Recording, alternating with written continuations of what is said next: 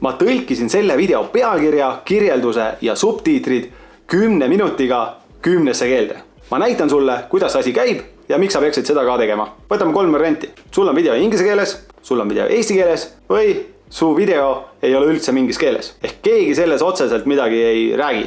Näiteks spordivõistluse videokokkuvõtte. Ilusad kaadrid, taustamuusika, aga juttu ei ole. Tallinna maraton. Osalejaid oli 78 riigist. Aga loogiline, et kõige rohkem oli Eestist ja et pealkiri ja kirjeldus on seetõttu ka eesti keeles. Aga miks ei võiks poolakas lugeda seda poola keeles, jaapanlane jaapani keeles ja Keenia võistlejad suahili keeles? Selle aasta Tallinna maratonil sai 5. koha jaapanlane Yuki Kawauchi. Maratoni maailmas on ta väga tuntud jooksja. Ta võitis 2018. aastal Bostoni maratoni. Miljonid inimesed on teda YouTube'ist vaadanud. Aga mina lasin Yukil YouTube'is kontrollida hoopis Tallinna maratoni rajavideo jaapanikeelset kirjeldust. Oli täiesti arusaadav. Aga mida teha selliste videotega, kus keegi räägib? Kui video on inglise keeles, siis on juba hästi, sest sellele suudab YouTube ise lisada automaatsed subtiitrid ja neid saab automaatselt kõikidesse keeltesse tõlkida. Ma arvan, et ma saan inglise keelest hästi aru, aga kui ma näiteks vaatan John Oliveri, Matt Wolfi või kedagi teist, siis mulle meeldib, et ma saan sellele panna eestikeelsed subtiitrid. Tõlge ei ole alati ideaalne, aga see on väga hästi arusaadav. Eesti keelega on natukene keerulisem, sest YouTube eesti keelest veel nii hästi aru ei saa. Te olete ikka kaine või?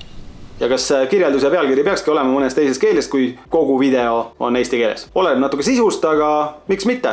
Sest tegelikult ei ole see keeruline. Alustame sellest, et pane pealkiri, kirjeldus ning määra ära video keel ning pealkirja ning kirjelduse keel. Sest alles siis sa saad videole lisada subtiitrid. Subtiitrid tasub alati lisada, kui video on alla 10 minutit. 1 minut subtiitreid on umbes 5-6 minutit käsitööd ehk 10 minutit läheb umbes tund aega. Mõne tehisintellekti lahendusega saab juba ka eestikeelseid subtiitreid videost kätte. Kuid need ei ole veel väga head ja käsisaega saab hetkel palju paremini. Kui see on tehtud, siis suurem töö ongi tehtud, sest keelte lisamine on väga lihtne. Kopeeri video pealkiri ja kirjeldus ChatGPT-sse ja lase see kõigepealt tõlkida inglise keelde. Vaata üle tõlge, kopeeri endale notepadi ja kui näed midagi, siis võid parandada ja täiendada seda. Lisa teksti ette Translate following YouTube title and description into. Siis ava ühes aknas YouTube'i stuudiost video muutmine ning vali vasakult poolt subtiitrid. Sealt leiad nupu keele lisamine. Teises aknas ava ChatGPT ja siis on puhas copy-paste. Lisa ainult Finnish, German, Spanish, mis keeled ise soovid.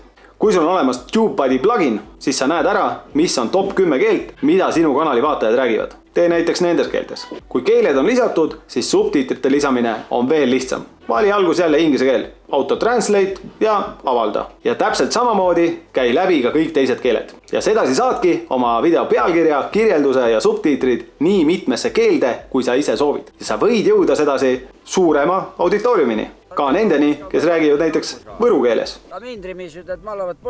Aga pealkirja ja kirjelduse tõlkimisest on minu jaoks palju põnevam lahendus see, kui ma saaksin selle video mõne klikiga dubleerida mõnda teise keelde. Seda vaatame mõnes järgmises videos. Liitu kanaliga, pane pöial ja kellad ja saad varsti teada.